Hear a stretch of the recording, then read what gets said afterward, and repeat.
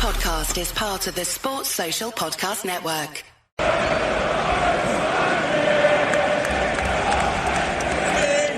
Cooper! Stevie Cooper! Leicester is the derby, Forest for Madrid!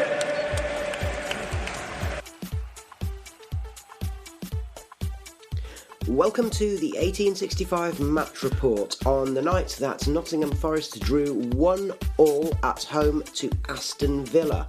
In a little while I shall be talking about the game with Baz, and we'll also have a view from the opposition and discussing whether Steve Cooper has managed to stop the rot and whether Steven Gerrard is in trouble over in Birmingham. Now, first of all, the team news. So Forest did make some changes. So we had Dean Henderson in goal, a back four of Serge Aurier, Steve Cook, Scott McKenna and Harry Toffolo. Cheku Kouyaté was alongside Ryan Yates and Remo Freuler in the middle of the park, and Emmanuel Dennis was up front, flanked by Brennan Johnson on the right and Morgan Gibbs-White on the left. Now, hello Baz. It was a hard-fought game, probably fairly low on quality if you're a neutral, but it's one of those whereby, selfishly, from a Forest perspective, it's kind of, we'd have liked to win, but if we weren't going to win, then that's the kind of performance we needed to see, isn't it? Yeah, I think it would be fair to say we basically set out not to lose and we achieved our goal, which considering what the last 5 games or so have been like, achieving that goal is quite an important one to get to. Yeah, I would say so. And you could tell that from the team selection, couldn't you? Now, we'd been discussing both in our WhatsApp group, and I discussed with the Marriage on the Midlands at the weekend, that Forest needed to go with three kind of men in central midfield, and the formation that they chose, if not quite the personnel, reflected the way that they finished the match against Leicester, when they did look, 3-0 down, but they looked a bit more solid in that second half, and although they lost the second half 1-0, there was a little bit more shape and a little bit more something there, wasn't there? So let's talk through those changes. Serge Aurier and Harry Toffolo in the fullback positions. I'm imagining Loddy wasn't on the bench, but Nico Williams was. So I'm imagining that was partly, at least, because Steve Cooper had faith in both of the new fullbacks to maybe hold their position a bit better in the back four. Yeah, I'd say both Nico Williams and Renan Loddy, they're not the most defensively minded players. So if you're playing as part of a back 5 or a back 3 with 2 in front, then that's okay because you've got that extra man to cover. But in a back 4, if you've got 2 players bombing forwards constantly and not really thinking about coming back as much, then it leaves you wide open. So both Toffolo and Aurier are much more solid defensively, and I think that showed today. Okay, and in the middle of the park, we did go with Remo Freuler sitting in the number 6 position and Cheku Kouyaté and Ryan Yates flanking as kind of hard-working number 8. So it meant that there wasn't the same kind of creative impetus coming from the midfield, but I'm guessing that, that's why, that was done to shore things up, yeah? Yes, and the key thing for me is what's his face? I was saying earlier, Madsen at Leicester was basically saying we knew we'd be able to get in between their midfield and defence. So basically, I tried to play there, and that's where he got his goal from. Whereas today, Freuler sat between, in front of the defence, behind the other 2 midfielders, and denied them any space. And I thought he ran the show completely. Yeah, well, we'll definitely be talking about him a little bit later on. Morgan Gibbs-White and Brennan Johnson very much playing in the wide positions, although Gibbs-White in particular dovetailing quite a lot with Emmanuel Dennis, who likes pulling out to left-hand side. Again, we'll talk about both of those guys a little bit later. But I think that's important to say is most of the time the shape was much more 4-5-1 or 4-1-4-1 rather than 4-3-3. Well, you took the words right out of my mouth, and you and I, we've been podcasting about Forest for a long time now, And we have made the point on several occasions that tactics and formations are not necessarily one and the same. So although the formation changed to give us a slightly, hopefully more solid shape, the most telling thing was the tactic. For the first time this season, we were playing with a low block. Yeah. The people around us, you could hear the gnashing of teeth and the frustration because they were saying we need to be defending higher up the pitch, but we were really, really compact and we was just sat in front of our D, and Villa couldn't find a way through for the most part. I think Henderson was the least busy he's been all season. Oh yeah, definitely. I mean, from memory, I think he only really had one save to make, and that was from an Ollie Watkins header in the second half. And even then, it was relatively routine. To be fair as well, Cook and McKenna didn't really have that much to do, which is also important. Yes, it is. Okay, let's talk about some of the things that actually happened in the game.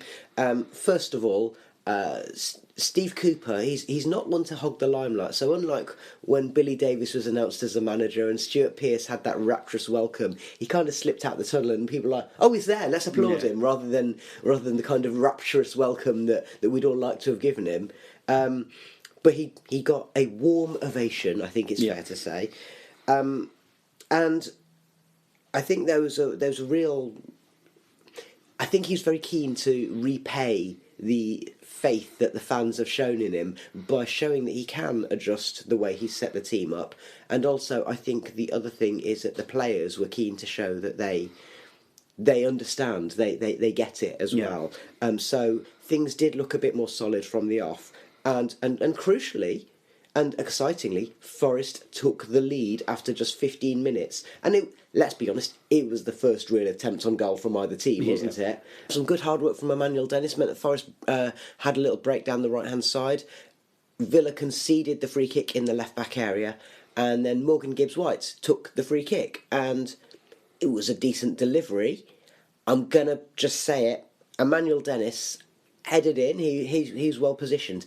It was a bit easy for him, wasn't it? Yeah, it was a good header, but I've not watched it back properly, but I think he was pretty much unmarked. So I mean, Villa at fault, but it was also very well taken and nice to see him getting a goal like that. Yeah, very much so. And Forest. It was that classic thing. Look, we've seen relegation teams before, so it was the mix of jubilation and relief as well, wasn't it? And good for Dennis because he got his goal, and he really worked his socks off tonight. So good for him to get that goal. Now the lead didn't last too long, which has been a familiar tale this season, hasn't it? And it was another long range shot where a player was able to get a shot in from sort of 20-25 yards out. Now, was this more of the same, or did this one feel a bit different? It did feel because we were playing this low block and because we were sat so compact without that space between the defence and the midfield, Villa couldn't really do that. But Yates headed the ball clear from one of their attacks. And then we've just watched it back now, and it looks like he got a bit bundled over and trodden on or something. And that's kind of where the space came from for... It was Ashley Young, Ashley Young, and it was a decent strike. But yeah, it was another strike from between the defence and the midfield from 20-odd yards beating our keeper. But this time, Yates was livid. Cooper went and charged off to have a word with the fourth official, but nothing came of it. So the space did open up, but it opened up for an entirely different reason. It wasn't our naive defending; it was because Yates was kind of out of the game for that second. Yeah, I guess it shows that there's still a lot to learn, though, isn't there? Because given the way that Forest had set up, the fact that there's still that gap there shows that there was something not right. And I mean, from what I've seen. And we are recording this straight after getting back from the match, so we've had a quick look at the highlights, and that's about it. But from what I've seen, people are kind of lauding the strike from Ashley Young, and he did hit it hard and low and true. And I don't think you can attach a huge amount of blame to Henderson for not getting there because it was so powerful. But yeah, again, we don't want people to be getting shots in those situations. And then not long afterwards, Villa did kind of try and break the lines again, and they did put the ball into the back of the net, but this time Ollie Watkins was flagged offside. Now, the thing that we've often said, and last season especially, we said we don't want to talk about referees, but the thing that made a lot of fans in the Brian Clough stand livid is the fact it came from a foul throw, but we all know that Matty Cash takes foul throws. He took a foul throw, his leg was up in the air, his hands were in completely the wrong position. Villa went forward, and so, but by the time that Watkins put the ball in, it would have been too late for VAR to bring it back if it hadn't been offside. So let's just say there's still room for improvement when it comes to officialdom. And also, well, I mean, to be fair, I think the referee was infuriating, but I think he was infuriating as much because of the way Villa played or set out to play. They're a Steven Gerrard team, and he was a physical, niggly player that got in people's faces, and that's what Villa did. And it was really, really infuriating to watch. The referee actually kept control of it quite well, I thought, but it wasn't pleasant in any way. And so that whole incident is kind of just reflective of the way a lot of the match planned out. What worried me, I did think it was offside. My first thought was he offside? And then I saw the flag had gone up. But what worried me was this is coming straight after they've scored. Is this going to be another 3-goal collapse? And luckily it wasn't. Yeah, absolutely. And you talked there about the kind of the niggly nature of the game. Yeah, it's one of those, as a neutral, I would say it's kind of high on endeavour and low on quality. Yeah. And some of the scraps that we saw kind of showed that, didn't they? I mean, interestingly about the referee, I think during the game, myself and me and various people around in our part of the ground, I think we felt that the linesman in front of the Brian Clough stand in particular, he was watching a different game, it seemed. It's certainly quite a lot of 50-50s, which he gave completely, not necessarily in Villa's favour, but just completely the opposite way to what you'd expect. Yeah. Steve Hodge on Radio Nottingham was actually very complimentary about the referee, and he said that the one thing that he did do is that he didn't allow the kind of the gamesmanship and the kind of the cheap dives, didn't allow people to get away with it. And Ashley Young, as we mentioned before, he was trying it all the time in the second half, and in fairness, he didn't get away with any of them. But there were a few moments where you just think, so a couple of scraps weren't there. So and in particular, I think most of them were starting off because of niggly fouls, where the person being fouled was would understandably turn around and kind of square up to the aggressor. Most of it handbags, but I would say that you talked about the type of player Gerrard was: physical, niggly, in your face. Douglas Luiz was the guy who did that for Villa, and to the life of me, I have no idea how he didn't have a yellow card at the end of the night. But he did a really good job of basically shithousing, didn't he? Yeah. And you were screaming, how many more times does he have to foul people? Well, yeah, that's the thing. He got my go, and from my point of view, it's just that thing of like, repeated fouling is supposed to be a yellow card offence, and the ref didn't worry about that, rightly or wrongly. Let's move on to the second half, which there's not a huge amount to report, in fairness. So in the second half, I didn't even realise this until I was watching the video back. I went onto the Sky Sports website, and Villa had a penalty appeal after about an hour, which was news to me. But Ezri Konsa went down in the box. Was that the one we said, oh, we were lucky there? No, that's the one where we go, I have no idea what happened there. Oh, right. But there wasn't a massive appeal, so it looks like, I think Yates' foot went through Konsa as he went to clear it. I think it would fall into the kind of category of you've seen him given, but it's harsh if it is given. I think, as usual, what's happening is across the space of a game weekend, when there's decisions given in some matches that aren't given in others, that's where the spotlight comes in. Forest did have a couple of efforts as well.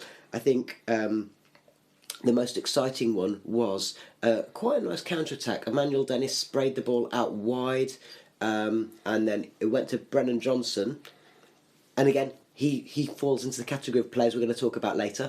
And Brennan Johnson cut it inside to Morgan Gibbs-White, who did a little pirouette, and then basically he's doing a bit of showboating at 1-1. But he did a little pirouette and then tried to kind of dink it with the outside of his right foot. It went a good few feet wide. Nice effort. Didn't trouble the keeper, but if it had gone in, it would have been something special. And then the other moment was Cheku Kouyaté. Ball broke to him on the edge of the area. He had a strike which had decent power, bit too close to the keeper, bit of a save for the cameras from Martinez. But, you know, it shows that both teams made the keeper make a save at least. And yes, it got a bit niggly in the last 10-15 minutes, I would say, as you'd expect. Now, in those last 10-15 minutes, you mentioned earlier the people around us getting a bit agitated about Forest playing a low block. I thought with about 15 minutes to go, for about a 10-minute spell then, that maybe we were sitting a bit too deep and inviting trouble, and especially as Villa made subs and went 4-2-4. What did you think? Well, I think also we opened ourselves up in a way. So we kind of undid the low block a little bit, because when Aurier went off and Williams came on, well, it had two effects, and again, as you say, we'll talk about Brennan Johnson, but it kind of released Brennan Johnson a little bit and gave us much more of an attacking impetus, because Williams is obviously a much more attacking player, but it also opened up the game a lot more, and so I think that's why Villa went 4-2-4, because they could see there was going to be opportunities for them to get through us. And instead of it becoming more exciting, it just became even more niggly, but a bit more end-to-end as well. Yeah, which I guess is what you'd expect when you've got two teams who really, really need a result, but also scared of losing. Okay, well, it ended 1-1, and in just a minute we're going to hear a view from the Villa end, and we shall talk about some of those players that we mentioned earlier. The 1865 Match Report. Hello everybody, my name is Neil from For the Love of Paul McGrath, Aston Villa podcast, and I was delighted to be asked on by Rich and the guys to, I suppose, give my thoughts on what I felt was an extremely frustrating football game. The majority of Aston Villa games under Steven Gerrard have been incredibly frustrating, and I think this is another one in a long line or litany of games whereby I come away from it and I'm kind of wondering to myself, what is the point of having all the players that Aston Villa have, the likes of Coutinho, Buendia, former England striker and Ollie Watkins, Brazilian international Douglas Luiz, Scottish international who can't stop scoring for Scotland and John McGinn, up-and-coming talent like Jacob Ramsey. What's the point in having all these when we play the ball and we pass the ball around in front of teams? It's from my point of view as an Aston Villa fan, I found that game extremely frustrating. You go away from home and you've 60% of the possession and you look toothless and scared to do anything. So that's my little rant about my own football club out of the way. With regards to Nottingham Forest, I have such good time for Steve Cooper, your manager. I think he's a proper football coach. Somebody who's done his apprenticeship essentially. There's no errors or graces about him. Obviously, he's coached at championship level with teams previously. Then got the Nottingham Forest job and did what I think every single other football fan, probably outside of Derby County fans, but he did what every single other football fan in the country wanted and got Nottingham Forest back into the Premier League. And for that, I think he deserves serious credit. And for you guys to have given him another contract, I was as happy as any Nottingham Forest fan to see that man get his contract extended, because he looks like a really good coach. And you guys were really well coached today. He changed up the formation slightly. Obviously brought in Ryan Yates, who look, he did what he was supposed to do inside there. He was captain tonight. I think there was some statistic, was it, whereby you guys have had multiple captains this year. That's what Steve Cooper sees in these players, and I suppose in the changes that he's made. Well, I thought Ryan Yates did exactly what you guys needed him to do inside there. Emmanuel Dennis for the goal. I must say that he probably won't score an easier goal all year, from the point of view that we parted like the Red Sea. All our players either thought the ball was going to the penalty spot or to the front post, and Emmanuel Dennis didn't even move. He didn't even make a move, and he just headed that ball in past Martinez. Credit to him, he took his chance. We don't have a striker who can take a chance at all at the moment, and it's incredibly frustrating to see the amount of times that we try and cross the ball in to our lone striker up front, and he can't get anything on it. Your defence was really well marshalled today, although I did think that we got down the side of your defence a bit more than specifically in the first half. Second half, not so much. I thought your two centre halves, Scott McKenna, really looks like a good leader out there. He's bringing the Scott McKenna from Scotland form to this Nottingham Forest team, and if he continues to play like he did tonight, I thought he was really good tonight. I thought he snuffed out a lot of chances that our players, the few chances our players tried to create. I think he snuffed those out. But I think all credit goes to that midfield three of Kouate, Fuller, I think is that how you pronounce his name, and Ryan Yates. I thought they were absolutely fantastic, and if you guys can continue to keep that rock solid bank in front of that back four, I think Nottingham Forest will begin to pick up points and run up the table.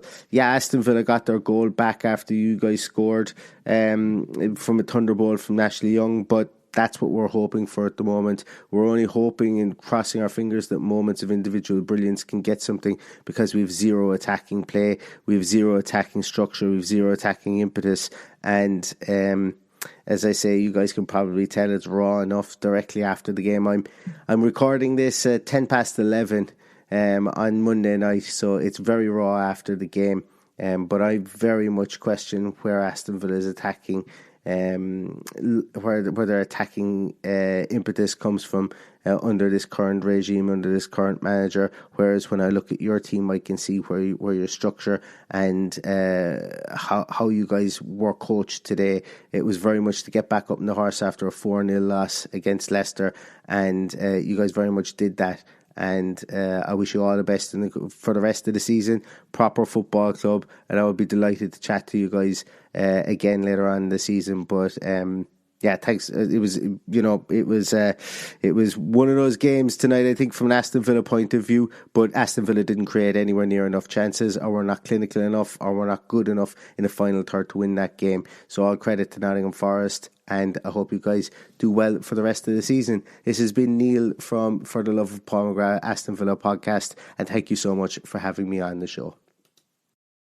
Okay, thank you very much. It seems as though the Villa fans are baying for blood and have had enough of Steven Gerrard. That's not our problem, but I've certainly spoken to a few who've been saying I would have got rid a few weeks ago. Again, not our problem. Let's talk about stuff to do with Forest. Steve Cooper said it's a step in the right direction. It's not our ambition to be drawing games at home and not having much of the ball, but because of the circumstances, this is a forward step. There's a lot of things we need to improve on, but we also should look at the things that we did well. And he also said on Radio Nottingham, his interview there, he made a point of saying thank you to the fans as well. So, he knows how important it is to kind of have that connection. Now, speaking of connections, I thought that this was the match. What are we, 8-9 games into season? This was the most chemistry I've seen in a Forest team this season, I think, in terms of the players gelling and working together. What do you think? Yes, we were definitely structured in a way we've not been this season. I think there was one... Was it... I can't even remember. Was it West Ham? Mm-hmm. There were moments in that game where we looked like Forest from last year, but then we had Mangala and Niakate playing, so that we had a bit of pace. One thing I noticed today was there's so little pace in the side that we've got, that we put out on the pitch. So we can't play like we did last season because of that. But we had that structure. Everyone seemed to know what their role was. We had players. People said about at the Leicester game how the players were yelling at each other. Today they weren't yelling at each other, but they were telling each other where they expected them to be, and Freuler in particular was sort of doing the sort of on field captain kind of role. Yeah, so let's talk about him, because he's a player that I think when we signed him, people were expecting like a dynamic number 8, and he's not. I would have him actually as more of a Didier Deschamps kind of character. So he's somebody who's very capable, very able on the ball, but he's not going to kind of run forward and do these dynamic passes. What he is going to do is he's going to try and get a bit of a stranglehold, and as you say, kind of he had a bit of a captain's role. He was the one who was kind of being the on-pitch general, wasn't he? Or, as Brian Clough would have said in the olden days, he puts his foot on the ball. Well, yeah, very much so. And there were a few moments where, I mean, I had been saying from the little we'd seen of him so far, that he's obviously a player with ability, but I worry about it's taking him time to adapt to the Premier League. And today he looked far more on the pace, but on the other side of that, there are a couple of moments still where he wants to slow the game down, which I guess is perhaps natural when you've been playing in Serie A for a little while. And I think the Premier League is all about when you actually press the button and kind of add an injection of pace into what you're doing. But yeah, as a general, he did really well. And I potentially owe an apology to Steve Cook and Czech Kouyaté, because when we were heading to the ground and we heard the team news, I had a little moan about, well, Cook's not covered himself in glory, that lack of pace, his lack of discipline, and Kouyaté, I think he's not impressed me considering the amount of experience he's got, because I think his positional sense has been found wanting a lot of the time. His reading of where he should be. The formation change and the move to the low block meant that both of them could do their jobs a whole lot more effectively, would you say? Yeah. And it's kind of interesting. I was reading an article the other week about how some teams, when everyone knows their job, it's all... Because Kouyaté has played at centre-half as well, so especially in the back three. But he does seem to be a bit of a headless chicken. He's sort of all over the pitch. But if everyone knows their job and knows when to cover, then it's all right. We had it last season where one of the centre halves bombs forwards and suddenly they're on the other side of the halfway line making tackles up there because the other players know they're going to do that and are ready to cover for him.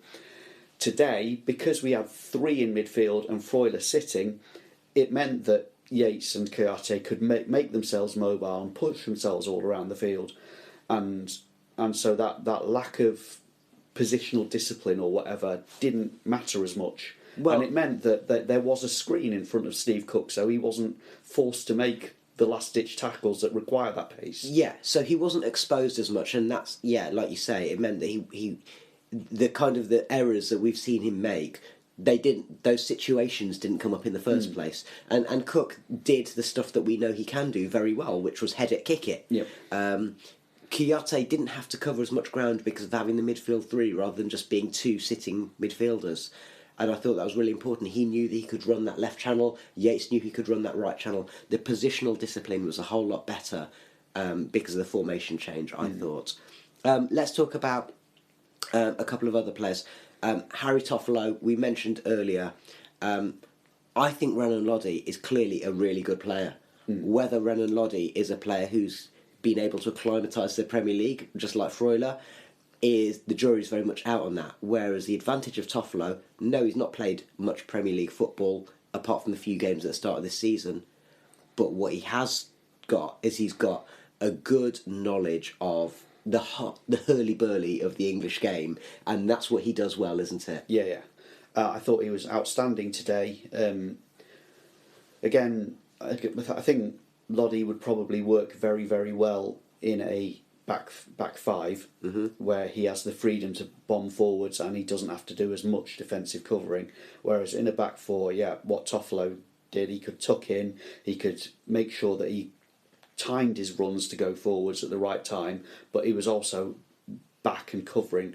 It was quite clear that it was Young and Matty Cash. Yeah, they were pushing right up, and that's exactly the thing that last season would have stopped us playing, because if you push our wing backs back, then we had no outlets. They were trying that against us, but it didn't work because we had Aurier and Toffolo, who weren't bombing forwards. They weren't our outlets. And also crucially, I mean, their wide forwards were Philippe Coutinho on the left and Emi Buendia on the right. Now Coutinho, he didn't pull up any trees. Let's be honest there, okay? He looks a shadow of the player he was.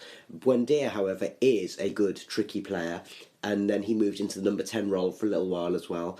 Buendia did give Toffolo a lot to worry about, but I thought that Toffolo and McKenna in particular, as a unit, on some of those moments, there are a few hairy moments, as you will get against a good winger, but as a unit, they kind of combined to kind of crowd him out quite a few times as well. Yeah. So there's some good signs there about gelling and partnerships. And understanding what needs to be done. Yeah, okay, and then let's move further up the pitch.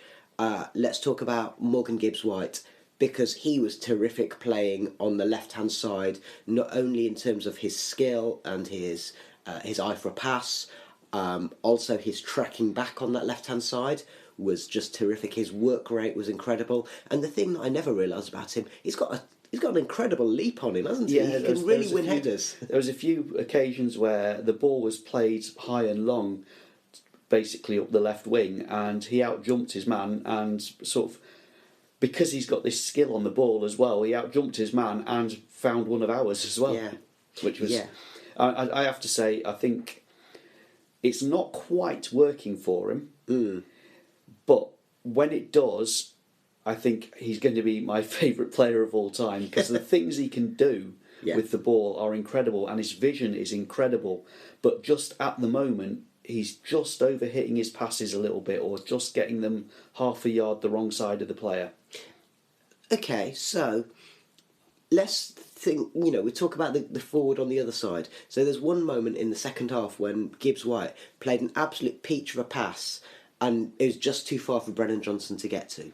Now, I said at the time that... And Johnson hadn't had a good match for most of the game. Like, he'd been toiling away, but hadn't really been able to get into the game at all. And that kind of thing of... You said that it was much easier for him to get around players in the Championship, and he's still working out how to do that. Yeah.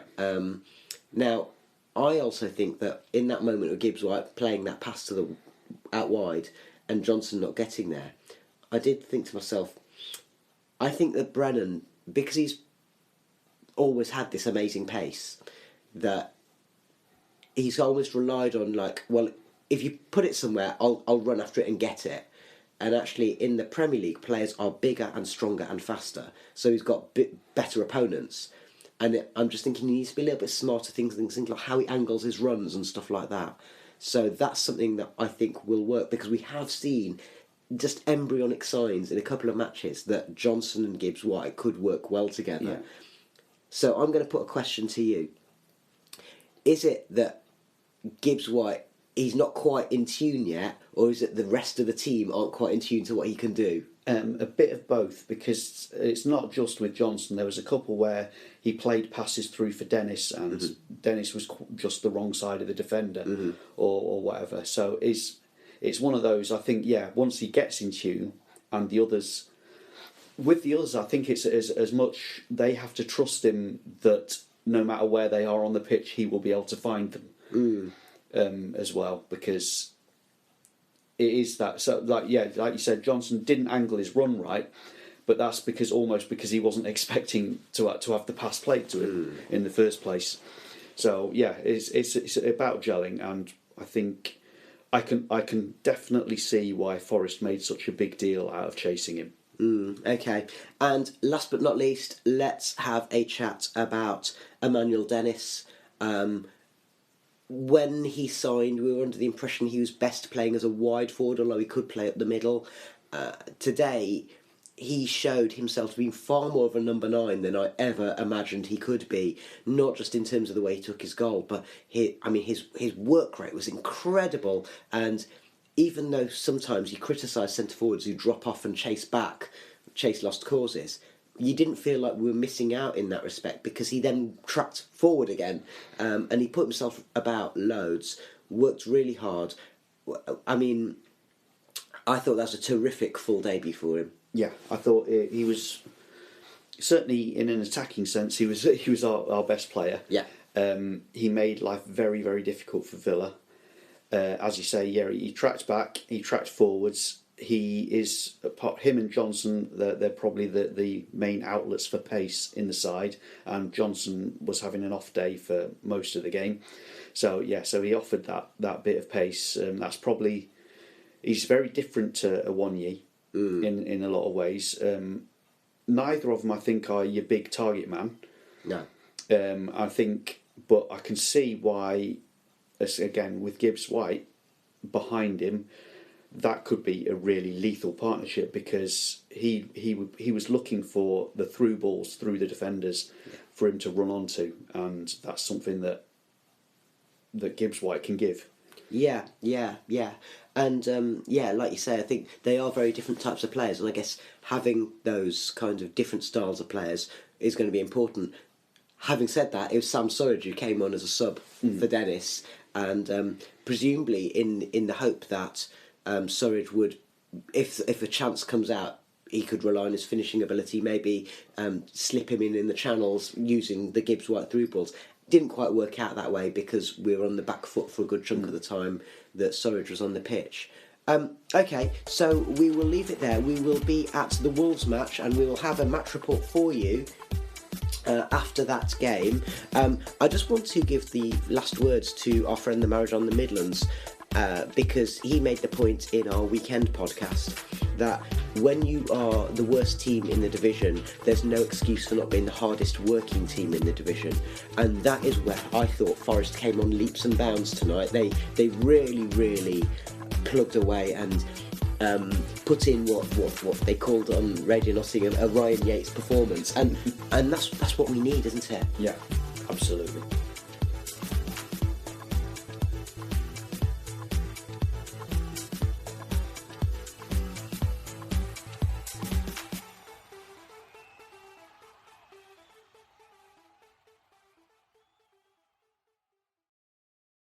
Sports Social Podcast Network.